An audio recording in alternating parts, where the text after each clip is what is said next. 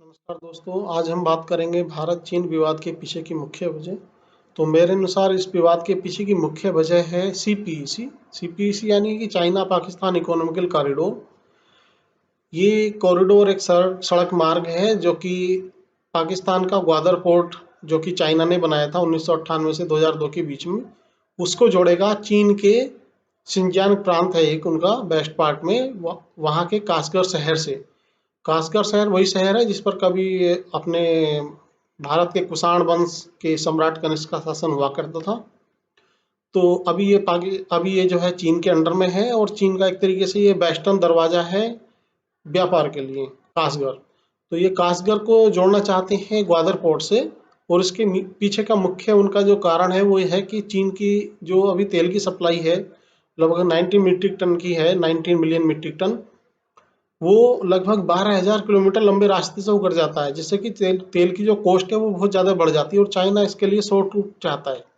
तो इसकी परिकल्पना जो है माओ के समय में ही कर दी गई थी इनके चीन के 1950 के दशक में, लेकिन इसको अमली जामा पहनाना स्टार्ट किया शी जिनपिंग ने सत्ता में आने के बाद में, यानी 2014 में। तो 2014 में शी जिनपिंग ने पाकिस्तान के साथ में इसको डील को फाइनल किया।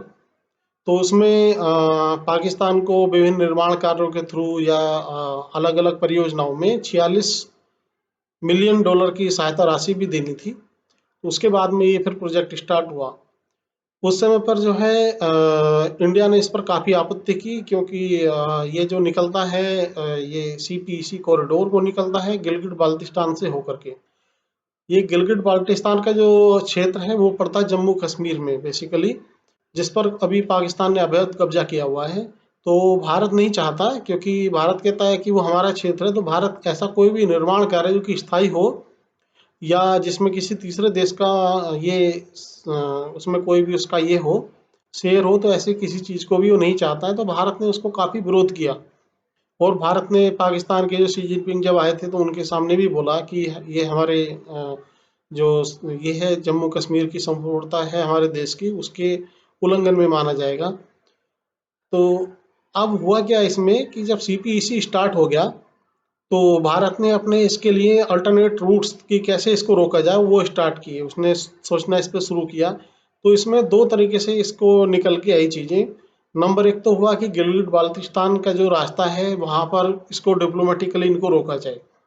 दूसरा जो है इनका पड़ता है जहाँ पे ग्वादर पोर्ट और ये निकलता है रास्ता, तो वो क्षेत्र जो है पाकिस्तान में विवादित क्षेत्र है, और बेसिकली बलूचिस्तान। तो बलूचिस्तान जो है वो कभी पाकिस्तान में जुड़ने से पहले एक स्वतंत्र मुल्क था, और पाकिस्तान ने उसको जबरदस्ती ऑक्युपाई किया हुआ है। तो बलूच जो लोग हैं वो चाहते हैं कि हमें जो है अलग देश बनाया जाए, और उनका ये मानना है कि सीपीईसी एक तरीके से जो बलूचिस्तान के संसाधन है उनकी एक तरीके से लूट है। तो चीन यहाँ से लूट के लेके जाएगा। तो बलूचिस्तान जो है, अब आप सुनते होंगे न्यूज में कि बलूचिस्तान के लोगों ने जो है चीन के सैनिकों पर या चीन के जो टेक्नीशियंस हैं उनके ऊपर हमला कर दिया है, पाकिस्तान के ऊपर हमला कर दिया है। तो उसके पीछे की उनकी थिंकिंग है यही है कि बलूचिस्तान के संसाधन उनको लूटा जा रहा है। तो पाकिस्तान किसी भी हालत में सीपीसी को लगाना बनाना चाहता है, और भारत चाहता है कि किसी भी हालत में सीपीसी प्रोजेक्ट सफल नहीं होना चाहिए। अब इसके जो है इसके लिए जो मोदी सरकार ने, या जो भारत की सरकार आई, जब मोदी सरकार जब आई तो उन्होंने जो है इसका व्यापक रूप से इस पर सोचना स्टार्ट किया। इसमें सबसे पहला पड़ाव आता है कि लगभग 4 जून 2016 के आसपास भारत के जो प्रधानमंत्री हैं वो जाते हैं अफगानिस्तान के। अफगानिस्तान में जो हेरात है वहाँ पर एक डैम था सलमा डैम करके। तो अफगानिस्तान ने उस डैम को जो है उसका नाम चेंज कर दिया अफगानिस्तान भारत मैत्री डैम करके, और क्योंकि इसको जो है भारत ही फंड भी कर रहा है। अब उसके बाद में इसमें तीसरा पक्ष आ जाता है कि अफगानिस्तान। तो अफगान तो अफगानिस्तान एक तरीके से भारत का काफ़ी अच्छा मित्र है इस समय पर, और पाकिस्तान से उसकी बिल्कुल भी अच्छी इस समय संबंध नहीं चल रहे हैं। तो भारत ने यहाँ पर बहुत सारी अपनी परियोजनाएं भी स्टार्ट की हुई हैं। पाकिस्तान की एक तरीके से पाकिस्तान उसका विरोध भी कर रहा है, लेकिन उसके बावजूद भी अफगानिस्तान में भारत की काफ़ी सारी परियोजनाएं हैं, और वो अफगानिस्तान के पुनर्निर्माण के लिए ही हैं। भारत वहाँ पर जो है संसद भवन का भी निर्माण कर रहा है, और भी बहुत सारी चीज़ें हैं। अब इसके बाद में 15 अगस्त 2016 को मोदी जी लाल किले की प्राचीर से जो है बलूचिस्तान के लोगों को नैतिक समर्थन देने के लिए बलूचिस्तान का जो मूवमेंट चल रहा है उसको एक तरीके से नैतिक समर्थन देते हैं। तो उसके पीछे का ही मुख्य वजह यही था कि किसी भी तरीके से सीपीईसी को रोका जाए, क्योंकि अब सीपीईसी भारत के लिए क्यों ज़्यादा महत्वपूर्ण है। सबसे ज़्यादा अभी मेन बात है कि आज की डेट में चाइना इसको एज ए आर्थिक गलियारा देख रहा है, लेकिन बाद में अगर चाइना ऐसे ग्वादर पोर्ट को उसने निर्माण किया और उसके बाद में उसके सैनिक कंट्रोल में रहेगा तो वहाँ पे एक फुल फ्लैश बड़ा नौसैनिक अड्डा ही बनाया जा सकता है। तो अगर जो चाइना वहाँ पर एक अपना नौसेना का अड्डा बना लेता है तो उसके बाद में भारत के लिए काफ़ी चिंता का विषय है, क्योंकि भारत को तो वो फिर पश्चिमी भाग से भी घेर पाएगा। तो ये काफ़ी महत्वपूर्ण चीज़ था और भारत सरकार इससे वाकिफ थी, इसीलिए सीपीसी का काफ़ी विरोध भी था। अब इसके बाद में तुरंत जब 15 अगस्त के उद्बोधन के कुछ ही समय के पश्चात भारत में घटना हो जाती उरी की। अब उरी की जब ये घटना हो जाती है उसके बाद में भारत जन समर्थन इसमें लेना चाहता है, विश्व बिरादरी से सभी देशों को अपने साथ जोड़ना चाह रहा था पाकिस्तान के खिलाफ। अब उसी समय पे एक ऐसा डेवलपमेंट हो जाता है कि जो भारत का एक खास मित्र है रसिया, बहुत प्राचीन मित्र है। रसिया जो है वो भारत की अपेक्षा के अनुसार ना जा करके बोल देता है कि हम जो सीपीईसी है इसको अपने आर्थिक जो गलियारे हैं उनसे जोड़ना चाहते हैं। तो ये वास्तव में भारत के लिए एक बड़ा झटका था। अब भारत ने भी इसका जो है काउंटर करने के लिए अगले साल जब मोदी जी जो है रूस की जितनी भी ये थी इनकी आकांक्षाओं को अलग रखते हुए वो गए इजराइल, और इजराइल में जाकर के उन्होंने बहुत सारे रक्षा सौदे किए। इससे जो है रसिया को एक थोड़ा सा ये गया संदेश कि आप जो है हमारे अगेंस्ट तरीके से नहीं जा सकते हो अभी। और साथ के साथ जो है भारत करता है कि S-400 की जो डील है उसको भी थोड़ा सा रोक देता है, उसको भी थोड़ा ढीला कर देता है। तो उसके बाद में क्योंकि रसिया ऑलरेडी जो है उसकी अर्थव्यवस्था इस समय पर लगभग 12वें नंबर पर चली गई, काफ़ी पीछे जा चुका है। तो रसिया को इस समय पर जो उसके रक्षा सौदे हैं भारत के साथ में उनको जो है काफ़ी चाहता है कि जल्दी से जल्दी इनको निपटारा किया जाए और सौदे कुछ बड़े सौदे और भी मिल जाएं। लेकिन अब भारत ने इसको रोक दिया। तो उसके बाद में मोदी जी जब पुतिन के साथ में इनकी औपचारिक मुलाकात हुई जब रसिया में, उस समय पर मोदी जी को पुतिन जी ने जो है डायरेक्ट इसके लिए S-400 की डील को फाइनल करने के लिए रिक्वेस्ट किया। तो मोदी जी जो है उन्होंने उसको क्योंकि रशिया का जो पीछे का बिहेवियर था 2-3 सालों का, उन सब चीज़ों से थोड़ा सा ये था, तो मोदी जी ने उसके लिए बोल दिया कि हम S-400 की डील को बिल्कुल फाइनल करेंगे, लेकिन उससे पहले आप अपना जो एक स्टैंड आपने अभी लिया है लेटेस्ट में सीपीईसी को जो आप अपने से जोड़ना चाहते हो, इस पे आप अपना स्टैंड दोबारा से फिर चेंज करिए। उसके बाद में जो है रसिया अपना स्टैंड चेंज कर लेता है, वो सीपीईसी से हट जाता है और उसके बाद में S-400 की डील भी फाइनल हो जाती है। अब जब ये डील फाइनल हो जाती है तो उसके बाद में अमेरिका बीच में आता है। अब क्योंकि अमेरिका जो है वो रसिया के हमेशा अगेंस्ट ही रहता है, तो जैसे ही भारत S-400 की डील को फाइनल करता है जो कि काफ़ी बड़े अमाउंट की डील है, अमेरिका जो है भारत को धमकी देता है कि आप जो है हम आपके ऊपर सैंक्शन लगाएंगे अगर जो आप रसिया से S-400 को खरीदेंगे तो। लेकिन भारत भी अपने रक्षा जो अमेरिका के साथ है उस बजट को कई गुना लेके गया है पिछले 4-5 सालों में। तो अमेरिका ऐसा एक तरफा कोई भी सैंक्शन लगाने में नहीं लगा पाया, बेसिकली चाहते हुए भी नहीं लगा पाया। तो ये एक तरीके से जो है भारत की एक तरीके से यहाँ पर कूटनीतिक जीत थी। अब इसके बाद में नया डेवलपमेंट होता है, आते हैं फिर दोबारा से जो अफगानिस्तान में। तो अफगानिस्तान में हमें थोड़ा सा वापस जाना पड़ेगा बेसिकली। तो अफगानिस्तान में अमेरिका बहुत सालों से फंसा हुआ है, उसकी जो सेना है वहाँ पर लगी हुई है, और ट्रंप साहब ने अपने चुनाव में ये वादा किया था कि वो अपनी सेना को वापस लेके आएंगे अफगानिस्तान से, लेकिन अभी तक उसका कोई भी खास रोड मैप नहीं बन पाया। तो अमेरिका ने जो है फिर उसके बाद में एक अपना प्रतिनिधि भी इसके लिए वार्ताकार भी कि तालिबान के साथ में कुछ वार्ता की जाए। तो एक तरीके से एक जो दशकों पुरानी एक समस्या थी उसको फिर दोबारा से कि इसको खत्म किया है, उस डायरेक्शन में एक अपना ये मूवमेंट स्टार्ट किया। अब इसमें होता क्या है कि इस डेवलपमेंट में अब अमेरिका भी आता है, रसिया भी आता है, चीन भी आता है, तालिबान भी आता है। लेकिन भारत ने इस बैठक में बैठने से बिल्कुल मना कर दिया। इस भारत का स्टैंड था कि हम उस टेबल पे कभी भी नहीं बैठेंगे जिसमें कि तालिबान जैसा कोई एलिमेंट रहेगा। भारत उसमें चाहता था कि कोई भी फैसला जो भी होगा या जो भी वार्ता होगी, उसमें मुख्य रूप से होना चाहिए अफगानिस्तान की सरकार। तो अब इसमें बीच में समझने वाली बात ये भी है कि अफगानिस्तान के ऊपर ही फैसला होने जा रहा है और अफगानिस्तान की जो सरकार है वही नहीं है। तो भारत इस वार्ता से पीछे हट गया और ये वार्ता भी हुई। और जो अपना इनका अमेरिका को तालिबान के बीच में एक समझौता होना था, जिसको कि लगभग 29 सितंबर 2019 को ये खत्म होना था। इस समझौते की डेडलाइन थी, तो उस समय पर नहीं हो पाया। और उस समय पर जो है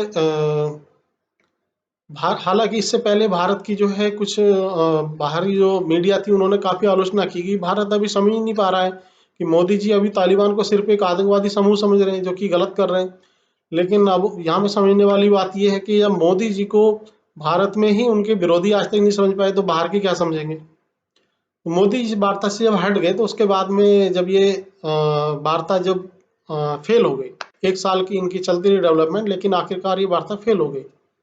अब लोगों को समझ में आया कि ये वार्ता क्यों फेल हुई। इस वार्ता के फेल होने का मुख्य कारण था कि भारत इसमें शामिल नहीं है। अब जब चीन जब इसमें जो है अमेरिका को एहसास हुआ, तो झुंझलाहट में फिर ट्रम्प साहब ने बोल ही दिया कि अब भारत को इसमें कुछ एक बड़ा रोल अपना प्ले करना चाहिए अफगानिस्तान में, और अपनी शांति सेना भेजनी चाहिए। और उन्होंने भारत का समर्थन लेने के लिए पाकिस्तान को जो है तालिबान का समर्थन देने का आरोप लगा दिया और उस पर काफी प्रेशर भी लगा दिया। इसके बाद में अब भारत तैयार हुआ कि हाँ, हम इस वार्ता में अब बैठेंगे। और फिर उसके बाद में कतर के दोहा में एक वार्ता होती है, जिसमें कि भारत का भी प्रतिनिधि जाते हैं और अमेरिका भी रहता है, तालिबान भी रहता है, रसिया भी रहता है, चाइना भी रहता है, और उसमें अफगानिस्तानी सरकार भी रहती है। इस जो ये वार्ताकार है, इसमें मुख्य जो बिंदु निकल के आते हैं वो, तो बेसिकली जब अफगानिस्तान में अमेरिका बम बरसा रहा था, पिछले बहुत सालों से बम बरसा रहा है, वहाँ के नागरिक भी इसमें मर रहे हैं, तालिबान भी मर रहा है, आखिरकार नुकसान अफगानिस्तान का ही हो रहा है। तो इन सब के बीच में जब अफगानिस्तान पर बम वर्षा हो रही थी अमेरिका द्वारा, तो भारत साथ ही साथ वहाँ पर जो है पुनर्निर्माण कर रहा था। भारत वहाँ पर डैम बनवा रहा था, वहाँ पर उनकी संसद भवन बनवा रहा था, वहाँ पर चिकित्सा के लिए अस्पताल बनवा रहा था, उनकी क्रिकेट के जो उनकी क्रिकेट की टीम है उसको अपने भारत में ये बढ़ावा दे रहा था, उसको ट्रेनिंग दे रहा था, और कई सारी चीजें थी उनकी जो कि अफगानिस्तान के पुनर्निर्माण में काफी महत्वपूर्ण चीजें थी, उनको कर रहा था। तो भारत की जो वहां पर अफगानिस्तान में है गुडविल बहुत अच्छी है। और भारत की जो एक तरीके से खुफिया तंत्र की भी जो पकड़ है अफगानिस्तान में बहुत ज्यादा अच्छी है। तो इस बात को अमेरिका ने बाद में समझा कि भारत के बिना अफगानिस्तान में करना कुछ भी संभव नहीं है। उसी के बाद में ही ट्रम्प साहब ने कहा कि भारत को एक बड़ा रोल वहां पर जो है अदा करते हुए अपनी शांति सेना को भेजना चाहिए। तो अब इसके बाद में जब ये कतर के दोहा में जब बात होती है, बैठक होती है, इसमें जो है सारा बिंदु जब निकल के आते हैं, तो इसके पहले ट्रम्प साहब आते हैं, जो उनका मोदी जी के साथ में मुलाकात थी, जो कि 29 फरवरी को जो उनका ये था केम छो, ट्रम्प ट्रम्प साहब का जो ये था अहमदाबाद में। तो वो जो मेन इसका मोटिव था, उसके पीछे की मुख्य वजह थी कि इसकी जो सौदेबाजी है, जो मोल भाव है कि अफगानिस्तान से जो समझौता होना है, उस मोल भाव के आगे पीछे की जो बातें हैं उनको करना था। मेन ये पर्पज था उनकी, ट्रम्प की जो विजिट थी। अब इस चीज को जो है जब ये हुआ, तो इस सब में जो है भारत ने काफी अच्छी भूमिका भी निभाई। हालांकि उसने अपफ्रंट होकर के भी सार्वजनिक रूप से इसका, जब तालिबान और अमेरिका का ये हुआ फैसला, जो उनका समझौता हुआ, उस पर कभी भी कोई सार्वजनिक टिप्पणी ऐसी नहीं की, लेकिन बैकडोर से भारत ने इसको सपोर्ट किया। तो अब इसमें जो है मेन बात निकल के आई कि अब इस समझौते में भारत को क्या फायदा होने वाला है। भारत को क्या चाहिए? कश्मीर? नहीं, भारत को चाहिए गिलगिट बाल्टिस्तान। तो अब इसके लिए जो बिसात बिछाई गई वो ये थी कि अमेरिका को जो अपने सैनिक वहां से हटाने हैं चरणबद्ध तरीके से 14 महीने के अंदर में, और उसके बाद में वहां पर जो है शांति और निर्माण कार्य करने हैं, उनमें भारत का काफी महत्वपूर्ण ये रहने वाला है योगदान। तो अब इसमें मेन बात आती है कि जब पाकिस्तान का गिलगित बाल्टिस्तान को जब भारत चाहता है तो क्या वो चुप बैठेगा? तो नहीं।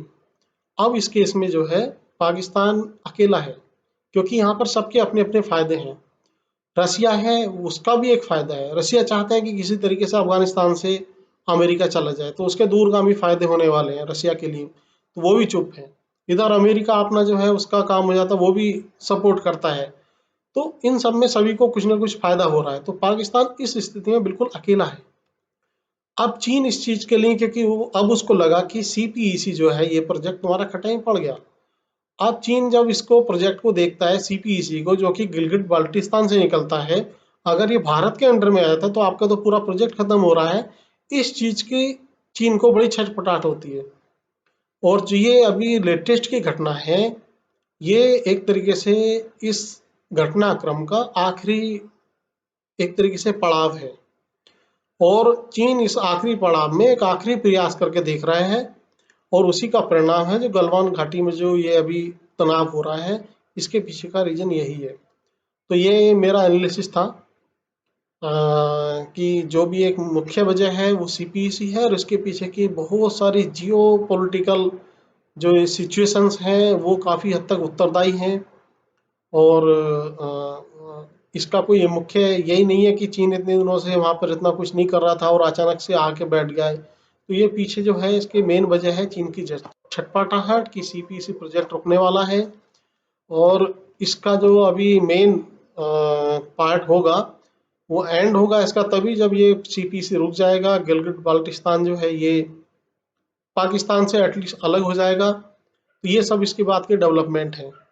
अब देखते हैं आगे आगे क्या होता है। इसी बीच में ये सारी घटनाएं जब होनी थी, उसी बीच में कोरोना आ गया। अब कोरोना से के बाद में क्या सिचुएशन बनती है। अब चीन के काफ़ी सारे लोग जो हैं यूरोप चीन से काफ़ी खफा हैं कोरोना के बाद से। तो आगे का भी जो भी निकलता सिचुएशन वो देखेंगे। तो मेरा ये एनालिसिस था। आप इस पर जो है अपनी भी प्रतिक्रिया दीजिए please. So okay, thank you, thanks for watching.